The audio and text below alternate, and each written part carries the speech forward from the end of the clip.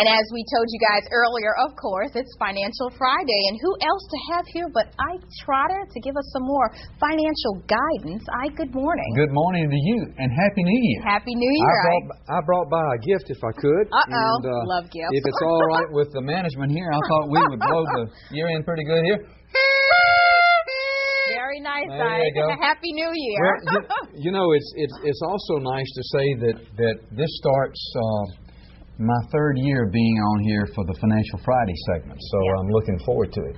And I want to tell you, Tammy, that 2011 shows good promise to be a very interesting year financially speaking. Yes.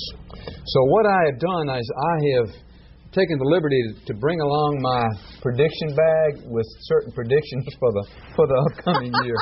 And I thought we would have fun with this just for a few minutes, and then we can finish it up the next half hour. The first thing I want to say is that for the second consecutive year, Social Security recipients will receive no type of cost of living adjustment. Now, we've talked about this before, haven't we?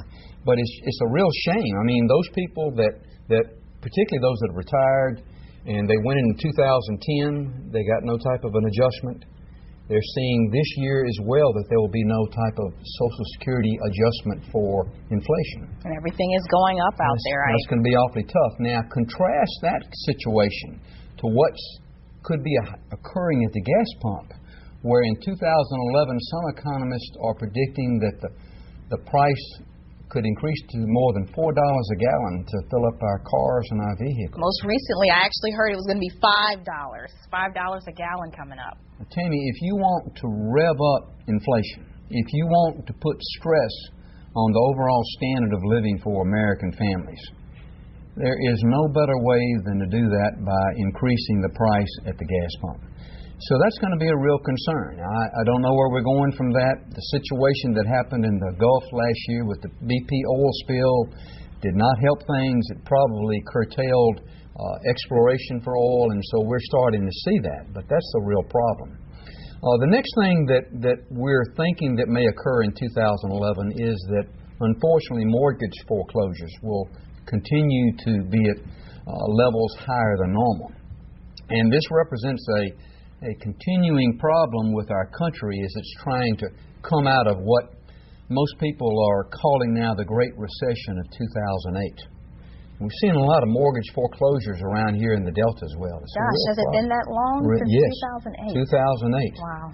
However, if you're wanting to buy a home and you're considered credit worthy by those institutions that are loaning money, mortgage interest rates should remain, according to most experts, at attractively low levels throughout this year.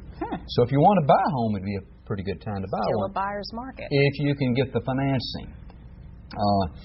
Unemployment should continue to hover at higher levels than are normal. And some of the experts are saying that these rates could still hover around 9 to maybe 9.25% in the high single digit level. It's a real problem with unemployment with our country. And suffice it to say, continuing high levels of unemployment will be a strain on our overall economy going forward. Underemployment as well. A lot of people are underemployed. Oh, absolutely. Yeah. This is an article from last night's Delta Democrat Time, and it talks about I'll be your partner? Yes, and it talks about the fact that unemployment is still hovering around 9.7%. So if we can get that down, it really helps. There was another article that I was reading the paper last night, and it talked about the fact that the revenue from the tax assessor's office in Washington County on car tags is down by some 3 million people. Yeah. But it just all plays together, Tammy. If fewer people are drawing a check, that means that fewer people are going to the car dealers to buy new cars, which means that if they're buying tags, they're probably buying tags on used cars, which means that the tag price is not as high. So you see this thing just continuing on, and we're struggling with that in the Delta. It's something that we've just got to keep on with. It's like a snowball. It starts off small on one end, but as it keeps rolling, it gets bigger and bigger, and it seems like the problem is huge at this point. The last thing maybe for this segment we could talk about is the fact that, to surprise no one, the price of higher education, going to college, is continuing to rise and should increase again in 2011. Horrible news, Ike. Now, I was telling you this, that before we came on the air here, I had been paying for college tuition for two sweet kids since 1999, and it has never gone down.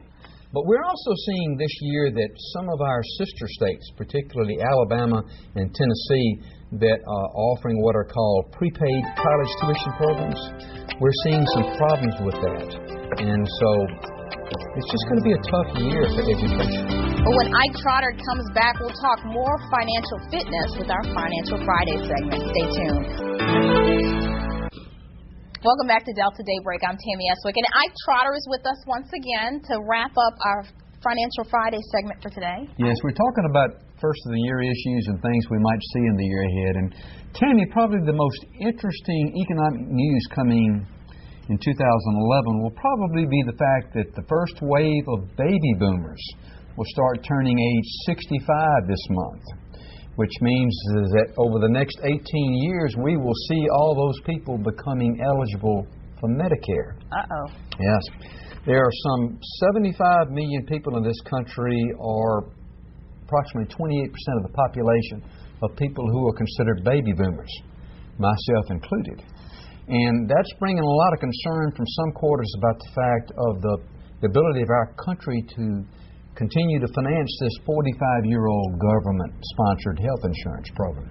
What's fueling this fear is the fact that Medicare, by some, is underfunded by some $2.3 trillion and could go belly up as early as 2017. Now, I don't like that very much because I will be 65 in 2017, and I want my Medicare to be I can imagine. Tammy, certainly the points that I brought up this morning, I don't have any kind of magic crystal ball to predict how these economic issues will be. But I will tell you that financially speaking, 2011 should be a very, very interesting year to experience. My view is to take a seat, buckle up that seatbelt, and get ready for the ride, because it ought to be a doozy. Oh, my goodness.